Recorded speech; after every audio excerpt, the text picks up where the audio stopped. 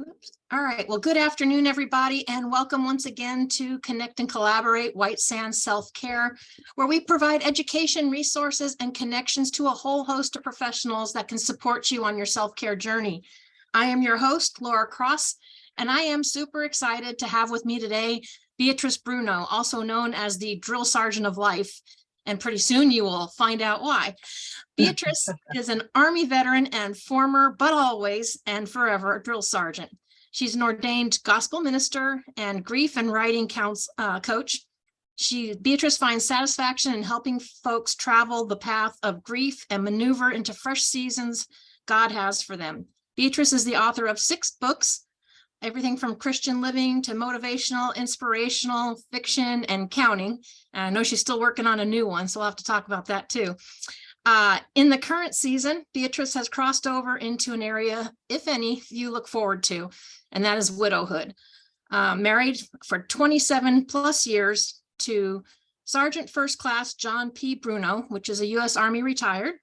He passed away in August of 2018, and since then, Beatrice has raised 4 children, his, hers, and theirs, to adulthood. Beatrice is now looking for her new normal, if there is such a thing, after losing her beloved husband. Discovering what grief is all about and what it entails, Beatrice lets her audiences know you don't have to traverse the path by yourself. And I am happy to have you. I know you and I have that in common. First of all, I want to thank you and your late husband for your service. Very important. But yeah, widowhood. It's a journey. It's not something that a lot of people talk about. But it's been, about 4.5 years now. So maybe you can tell us a little bit what that's been like for you and share with the audience. You know, I have grown a lot, and thank you so much for having me on today, Laura, and thank you for this opportunity.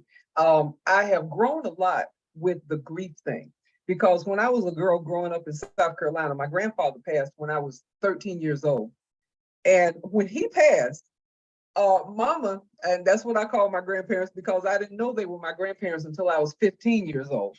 And so when Daddy passed, she said, he's gone. Because I said, well, where's Daddy at? She had just come home from the hospital. And I said, where's Daddy at? And she said, he's gone. And so, you know, in a 13-year-old mind, I'm like, okay, where's he going to? You know, she's got the car. Where's he going to? And I said, well, where's he at? And she said, he's dead. Get over it. And that was it. There was no grief training. There was no, oh, well, come on, it'll take time, but you'll be just fine. And so when my husband passed in 2018, I discovered that I was still grieving my grandfather because I had never grieved him before, you see, because I didn't know how to grieve. And so now in this season, I'm learning that grief is definitely a journey. There's a path of grief that people have to walk on, because if you don't allow yourself the opportunity to walk on that grief path, guess what? It will come back and it will haunt you. And when my husband passed in 2018, it was a full year before I grieved. I preached his homegoing service and I kept it alive. I got on the road in an RV.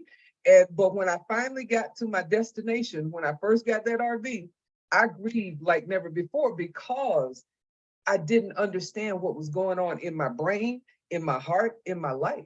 And, you know, with having to help my 4 kids to grieve their dad, of course, it was not easy. It really wasn't. And so I'm welcome to discussions about grief, because we as a people, and I'm talking about all races, we don't know how to grieve. We really don't. And we don't give ourselves permission to grieve because it's seen as a sign of weakness. But you know what? I'm learning that in order to be able to grieve, you have to be strong for that. You really do. And it's not so much as being strong and being able to do everything, but it's a matter of being strong in your mind and in your heart, so that you can go through the steps of grief and get to where you need to be. Yeah, most definitely. And it's different for everybody. I mean, I lost my husband December 21st of 2004.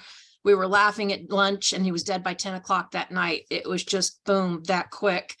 And I went pretty much right into grieving, but I also went into trying to fix everybody because I didn't want to lose nobody else, you know, and then everybody else was exhausting themselves trying to help fix. And then I've seen other people lose people and then they turn around and go right back to work. And I'm thinking, how can you do that? But, I also learned there's no judgment. That we're so different and we have such different perspectives. Everybody has to find that journey. But I agree with you. We don't talk about it. It's difficult. We have no problem picking up the phone and saying, hey, I'm getting married. I'm doing this. Come on to the wedding. Yeah. But you really don't want to pick up that phone to say, he's gone or he's leaving. It's like this whole weight just kind of comes on you when that happens. Exactly. And unfortunately, many people don't know how to deal with you when you're in the grief process. I had this lady call me 2 days after my husband passed. And she said, I'm upset with you. And I said, why are you upset with me? She said, you didn't call me personally to tell me that he was gone. And his death means more to me than it does to you. And Laura, I grew up in the South, okay? I grew up in the deep South. And so when you say something like that to me, I said, so what you're telling me then is that you have been sleeping with my husband for the past 27 years, 4 months, 10 days, and 9 hours. And she said, oh, no, that's not what I said. I said, that is what you said through your actions, and the spirit of slap came upon my right hand and I wanted to reach through the phone and slap the taste out of her mouth.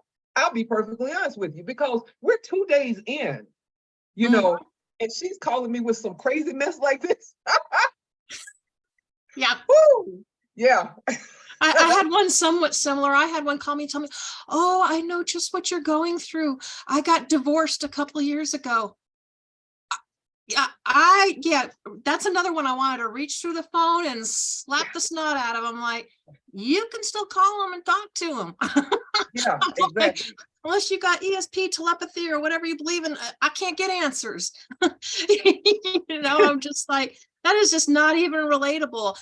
And later on, I found from someone else, I think what they were trying to relate to is the grief process. There's grief processes for things, but coming out and saying it that way, you really just want to slap them. Yeah, you do. And I mean, there have been many instances in which, and I call it the spirit of slap, has come across my right hand and I have to pull it down and say, no, not today. No. Because when a person is going through grief, one of the main things that we really don't need to say to them is, I know exactly what you're going through. No, you don't. You didn't sleep in the same bed with that man that I slept in. Nope. Okay. You didn't do the things that we did together, all those years, 27 years, 4 months, 10 days, and 9 hours. That's a lot of history. So you don't know the things that we went through during that time. So don't tell me, oh, I know exactly what you're going through. If your dog dies, I can't tell you, oh, I know exactly what you're going through. I can't, because it's different for everyone. And those are the conversations that we really need to have, because people have to understand that we're all different beings. We don't all go through the same stuff in the same way at the same time. Right. I just read a story today in Guidepost. This one lady, she was still grieving her best friend, and her best friend's husband, after his wife passed, he went 3 years, and then he got prepared to get married again. And she was saying, but I'm still grieving his wife. What do I do? Because you're grieving differently.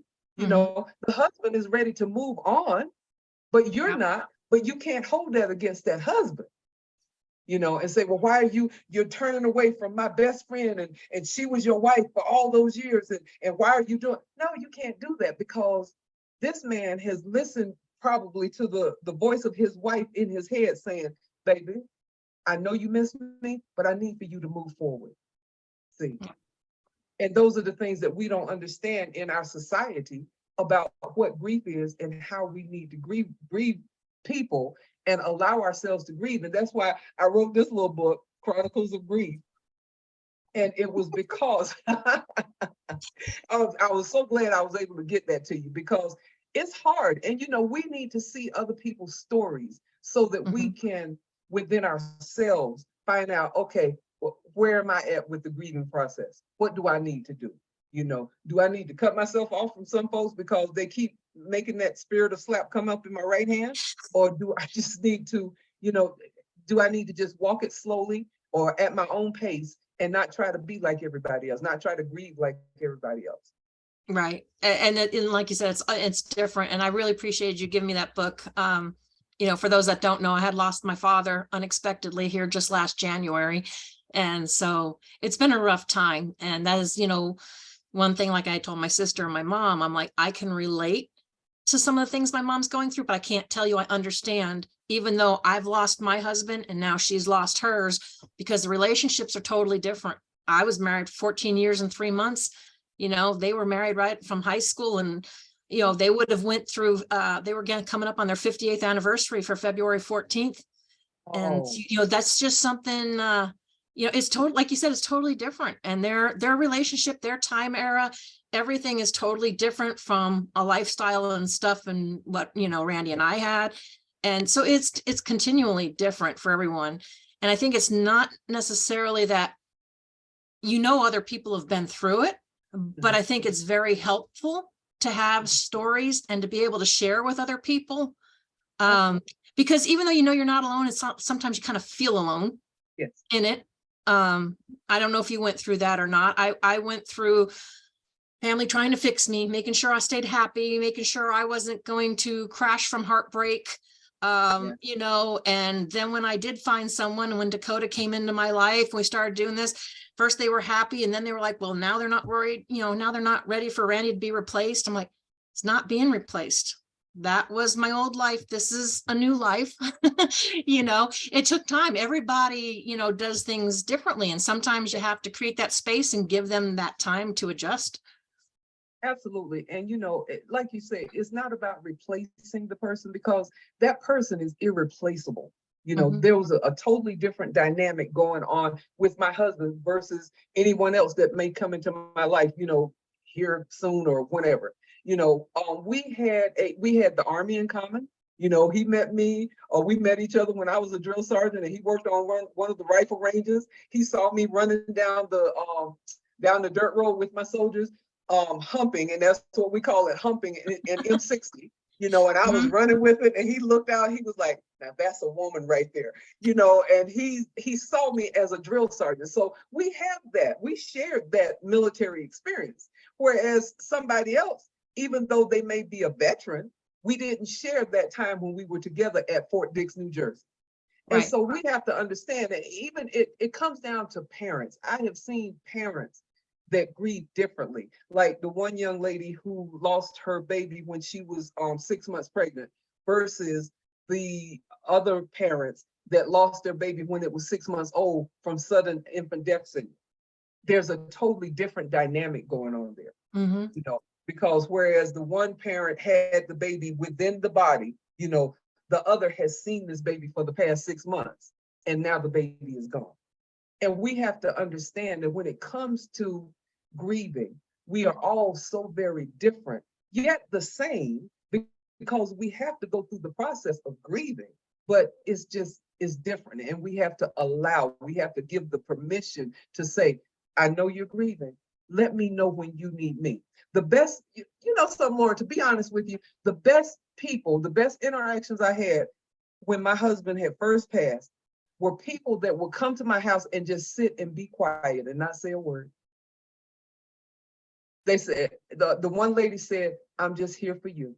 If you want to talk, fine. She said, I'll be here for a certain amount of time. If you want to talk, that's fine. If you don't, I'll just sit here with you. That blessed me more. That did more for me than somebody said, well, I know you're missing, and you're going to have to do this, and you're going to have to do that. And by the time they say have to, I'm like, okay, you need to go home. Because I can't, my brain can't do that with you. It's overwhelmed. Exactly. And so we really need to know how to approach people that are grieving and what the best thing is for us to do to help them, because it may be for you to just shut up.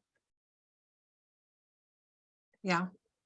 Or for me, I tell people, if you don't know what to say, just say, I'm sorry for your loss, or if there's anything I can do, if you want to be helpful. If not, don't say anything. Yeah. It's better to, not do that than to I don't know whether it's trying to fix them, be helpful, whatever it is, because you never know how that's gonna, come out or come across. But Yeah. also Yeah. people need to not judge people of how they are going through it, because it's their process and theirs alone. Exactly. So, yeah. Exactly.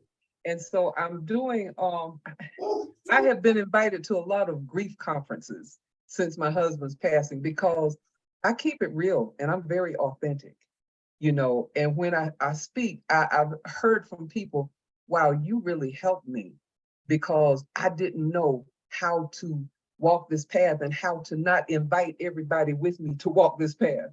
Yeah. Think about that. Okay. Because see, when we lost our spouses, okay, we had the family around us, we had the friends around us, and everybody wants to be around us.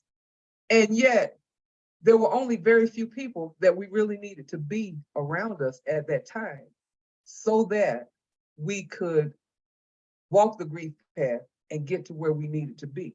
And so I'm learning that as I go to these conferences and speak life into people's lives concerning the grief process, that people are getting healed from the inside because they didn't know how to walk it previously to that.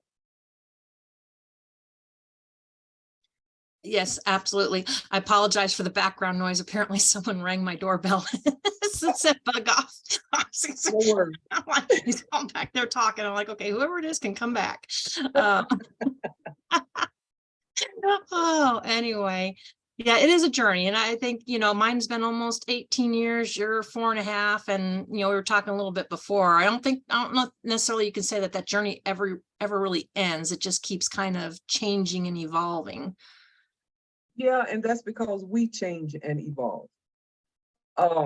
I went to my husband's ashes are out at Fort Logan Memorial Cemetery here in the Lakewood, Colorado area. And I went out there.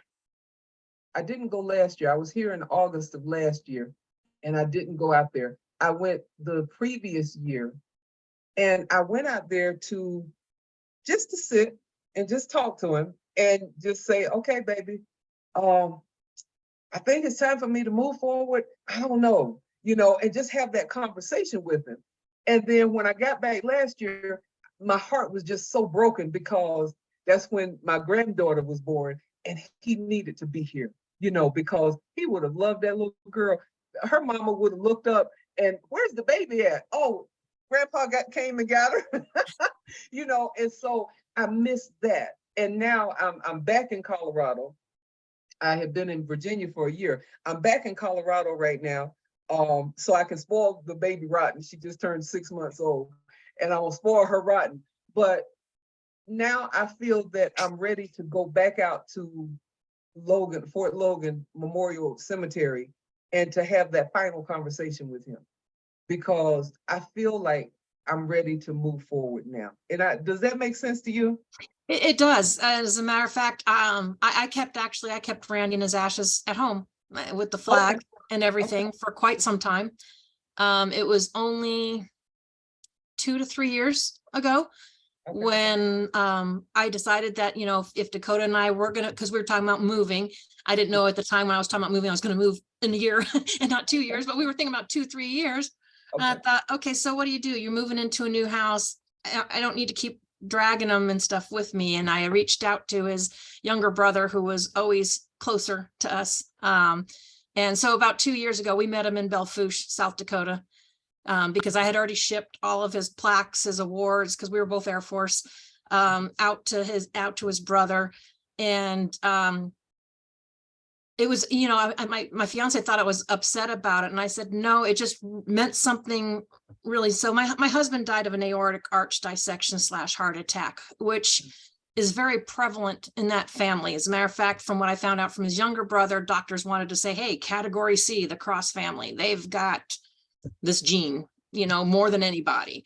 And when my husband died, I knew that they should have done a CAT scan and an MRI, the CAT scan and the test that they were supposed to do.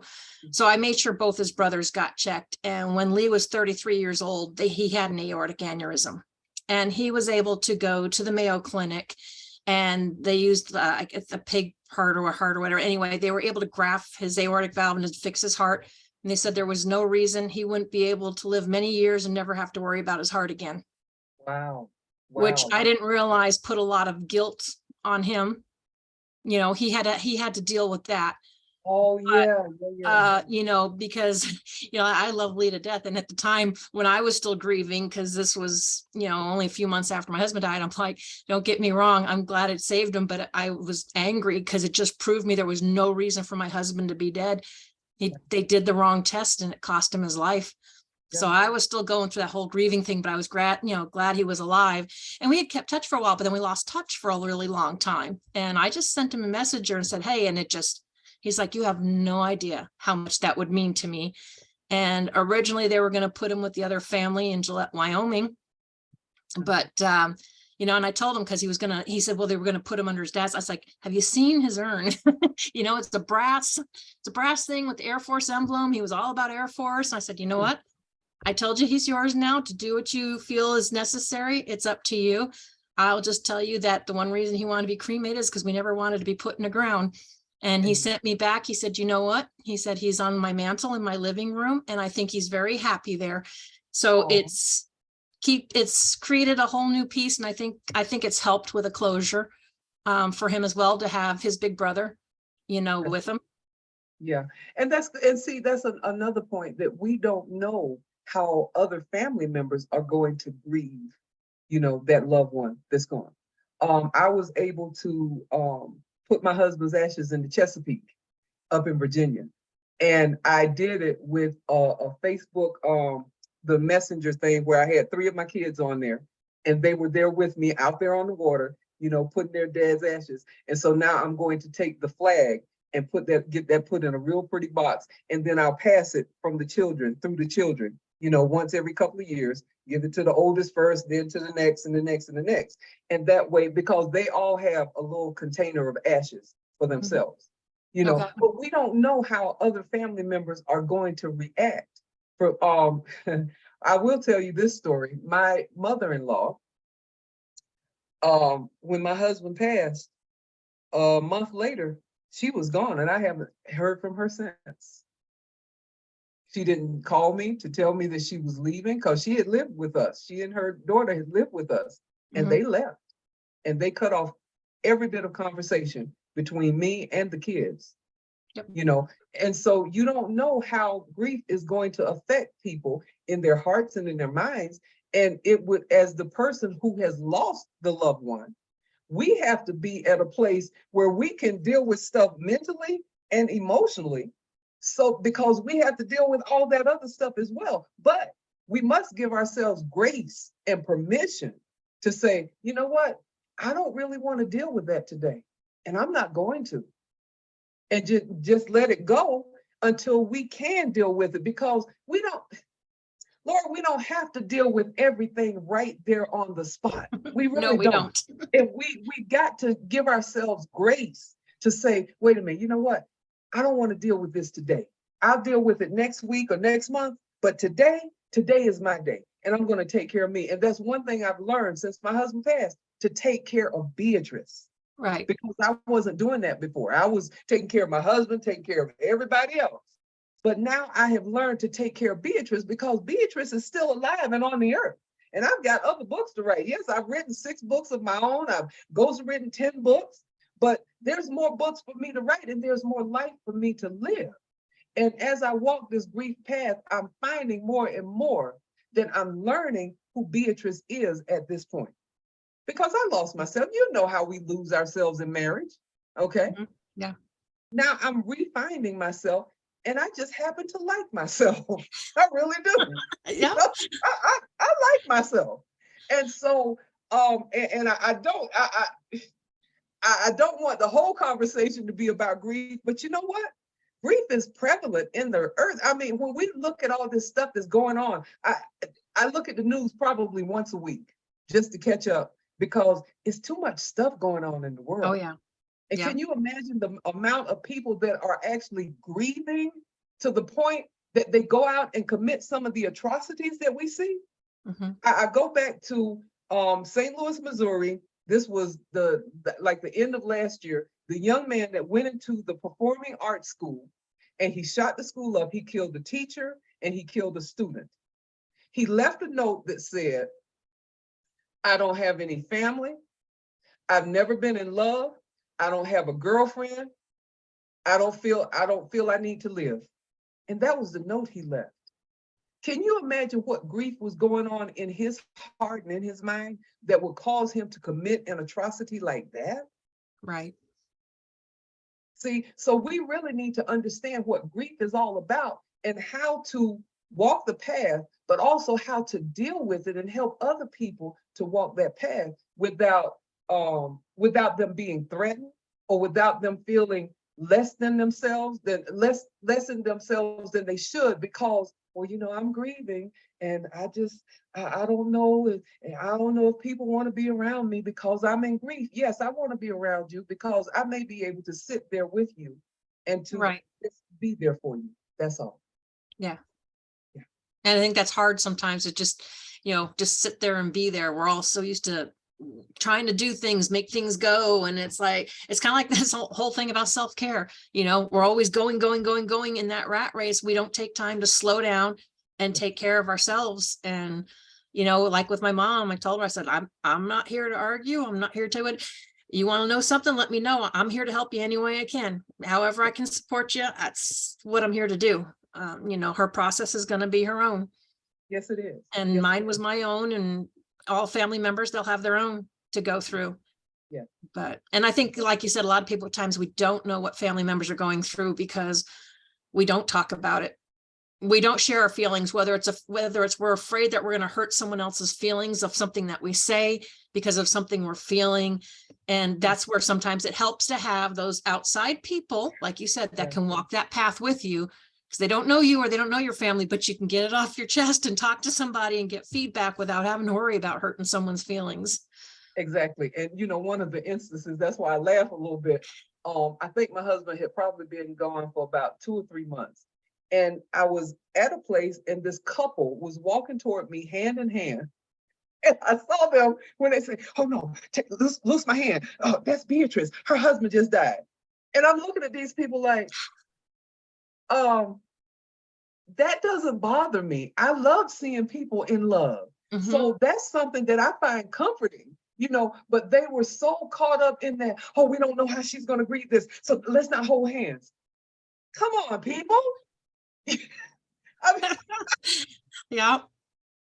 Oh my goodness. And you see stuff like that, and it just makes it even more cemented in my mind that we really don't know how to grieve, and we don't know how to support other people as they go through the grieving process. See, and so if that's what I'm supposed to be doing right now, then that's what I'm going to do, because as even in regular presentations that I'm doing, I will bring in that element of grief, because this is part of my life now. This is not something that's going to go away. And even if I get married again, I've already been through that. And so it's something that I can still help people to maneuver through. Which brings me to my other question. So what kind of speaking engagements are you doing? And because I know you can coach and you can work with people, but I know you've been doing speaking engagements. So what are your speaking engagements about? Well, it varies. I have spoken on corporate stages. I have spoken at Rotaries and the other civic organizations and what have you. It's according to who is looking for a dynamic speaker that will come in and just, look, Laura, I'm the type of person that when I first get started, I will drop down and do push-ups because I take that motivational, inspirational speaking seriously, because people need to know that when I'm coming to the stage, I'm coming there to give you everything I've got. And so I'm looking for those organizations that are looking for dynamic speakers, and that somebody that will come in and cause people to take action. And that's who I am. Because as a drill sergeant in the Army, I required the soldiers take action. And I will tell you, if you don't pay attention and you harass her, she's going to make you drop and do push-ups. So you definitely want to pay attention. I love doing push-ups. I do 100 push-ups a day. And yes, I'm 64 years old, but that means absolutely nothing because this is the only body I've got. And so I've got to keep it in shape because when I get on the stage as the drill sergeant of life, I've got to do push-ups. But I'm looking for those type organizations. I used to speak for the Rotary Youth here in Evergreen, Colorado. And I just love that organization because they're teaching the youth to go out and do something worthwhile with their lives. But I love all types of civic organizations, business conferences, Christian conferences, all of the above. Yeah. So are you still traveling to do speaking engagements, or are you mostly staying in Colorado? I am still traveling. As a matter of fact, I'm going to Chicago in May or June. I'm still waiting for those folks to get back to me. And I will be going to the Atlanta area here shortly as well. And so, yes, I am still traveling. I have been doing some online, the virtual conferences as well. And those are fun as well. But I like being in front of an audience. I really do. Oh, yeah. Face to face is definitely to me, definitely more fun to interact, with people. But, Absolutely. this is better than not interacting with people at all. Yeah. But so I know you have your book, The Chronicles of Grief, but you also have, I think, not one, but 5 you said you plan on writing? Yes, ma'am. 5. Well, no, these are the 5 that's already published. Okay. I've got a list of 10 books that 5 of which I'm going to complete by the fall of this year. And they're the various titles. How to let go of the past and find your roar, how to get out of your own way and rise to the top, and various titles. I also have some fiction titles. One I'm working on is called Dark White Chocolate. It's a Christian thriller. And I'll give you a little bit of it. It's about 2 girls, they were twins. They were born to a white mother and a black father. And at the age of 2, they were separated because the parents decided they couldn't live together. And so the white mother took the lighter skinned daughter and the black father took the darker skinned daughter. And at the age of 16, the white daughter discovered that her dad and twin lived less than 100 miles away from her. And she started plotting at that point that she was going to get her family back together. If they couldn't get together in life, they would be together in death. And so it's a Christian thriller, and I'm really excited about it because one of my soldier sons is he's a producer for movies and what have you, and he wants to put that into a movie. And so I'm excited about that because that's opening up the world for me in fiction. I love writing fiction. I really do. Because sometimes you have to fictionalize your life just to make it make sense. You know, and so when I write my fiction titles, I'm able to let my mind expand out there because there's so much more going on than what's going on right here with me. Right. Yeah. That is awesome. So what is the first book you have coming out? Because you're almost done with one right now, aren't you? Yes, the title of it is In the Beginning, God Created You. And it talks about who you were when you created, what you were created for, and what you're supposed to be doing right now. Because how often, think about it, Laura, okay? And I know when I was a kid, when I went from kindergarten to grade school, in kindergarten, I knew I could do everything. But when I got into grade school in the first grade, oh no, you can't do that. Why not? No, you're not allowed to do that. And so we forget about the things that we were actually that were ingrained inside of us that we were actually created to do, and we become entirely different beings, And so in the beginning, God created you. And then the one that's going to come out behind that is how to believe God in spite of what you see. Because see, the things that we see around us, they tell us a different story than what we know inside of ourselves. Because you can do things more so than what the world is telling you. You know that. Yep. Because there are things that I was created to do, and that when the world got to me, the world said, oh no, you can't do that, And so I have to believe God in spite of what I see, knowing that the abilities that he's placed inside of me, they're still there and I can do those things. And I've got to stop listening to what the world is saying to me and listen to more of what God has said to me about what I can do. Yep, it's shutting off those old broken records that we play in our head that have been given to us over and over. Yes, yes, yes. And Yeah. we listen to them. We listen to those voices. And it's time for us to stop, because you know what? We're not getting any younger. And if we open up our eyes every morning, that means that our purpose is still inside of us. And what are we doing with that purpose? Yeah, I was told people I can do anything I set my mind to. If I want to do it, I can do it. And other people, well, you can't. Yeah, I could if I wanted to. Yeah, I may not do it very well, but I can. Doesn't mean wouldn't stop me from doing it. exactly. I mean, I had Exactly. people that say, "Oh, you work from home. I could never do that. I'd never get out of bed." Well, then you're right, because you've already told you've already told yourself that. You've shut it off. I'm like, oh, cool, because I need somebody to be there when I want to go to a restaurant and eat. So if you don't want to work from home, have your own Yeah, time, that's okay with me. exactly. Exactly. So Yeah. there's so much more to us than what we give ourselves credit for and what we allow ourselves to do. And it's time for us to just do it. And I had to get all the way to the age of 64 for some of these realizations to come into my brain. But now that I've got it, now I'm looking at these young people like, why aren't you doing more? Why are you limiting yourself? Well, that's after I say, pull your pants up, doggone it. Because I don't want to see your underpants. Yeah. Pull your pants up. Now get out there and do what you know you're supposed to do. What's inside of you? Because you were created for so much more. Yeah, I've So had people tell me, you're 55 and stuff now, right? I'm just getting started. It's just a number. Who cares?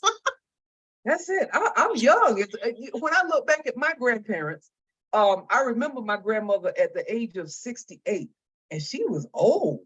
And I'm like, I'm 64 and I'm still young. I'm doing stuff that my kids can't even do. My kids can't do 100 push-ups a day, you No. know, and I can do this stuff and then go out and walk 5 miles, And so I'm like, okay, I'm just getting into my prime now. I don't even think I'm at my prime. I don't even know what my prime is, And so I'm ready to get out there and just do it. Just All do it. comes back to here. Yes, it does. Yes, it does. Yeah. So I enjoy what I do. I enjoy my writing. I enjoy my speaking. I enjoy life. I do. And You have so to. It's too yes, you short do. not to. It really is. It really is. So yeah. Yeah. Well, Beatrice, it's been an absolute pleasure. What is the best way people can get in touch with you, either for speaking engagements or whether it's coaching, or I know you're looking mostly speaking engagements and stuff, but what's a good way for people to get a hold of you? They can contact me at Beatrice@drillsergeantoflife.com. And I'm gonna Okay. see if I can put that in it. Okay, yep, there it is. Let me just put that in the chat for you. Okay. We can do that. I'll make sure I put it in the comments, because I'm not sure that everyone sees the chats when the Right. videos go. So we'll make sure we put that in the comment. Okay. And you got a Facebook page then too, your Drill Sergeant of Life, or you? Beatrice Bruno, the Drill Sergeant of Life. Okay. And yes, and I also, there it is up there now. My website is I wasn't even gonna mention that W word. I get in Well, trouble. I feel old when I say it because now you don't see it. And so I don't know if are they still using www? Some of them are set up that way. Some of them you don't have to. It's most of it, it's gone, but yeah, just in case. Yeah, www. A lot of times you don't even need it anymore. But I know my domain names that I bought with that seem to work better if I have it. But yeah, because when you type it in, I think it goes to HTTPS. And then something else after that. But yeah, I'm a fossil, I guess. And I'll be a dinosaur. I don't care. it's okay. We got a tech guy that can help you with that. And I need it. It's okay. I take all the jokes because I know it's love, girl. But, I know. And I know I'm probably else. expected to do push-ups when I see you in June, but Yes, ma'am. That's right. So get ready. Hallelujah. well, thank you very much, Beatrice, for spending this time with us. And everyone, we will make sure that information is in the comments for you to get a hold of. Also, I will put in the link in the comments to my YouTube channel so that you can catch up on this interview or any other ones. Please go to that channel, click on it, like it, so we can build it, you know, get more, so I can customize it when I get enough clicks on there. So we're working on building that channel, and so that all of these interviews are available for you in one spot, and you won't have to go scrolling through the messages on here. But and we have 2 great speakers coming up next week as well. We'll have Dawn Livingstone next week with she does the whole energy and vibration healing, Voyage of Transcendence, and then we also have Natalie Heckert with Club eFit for next week. So I hope everybody has a wonderful weekend, and always remember that self-care is essential. It's not a selfish thing. It's essential for a healthier you. Amen. Laura, thank you so much for having me on. Really appreciate you, girl. Love you, girl. Love you too. You're welcome. Thank you. Bye-bye. Bye.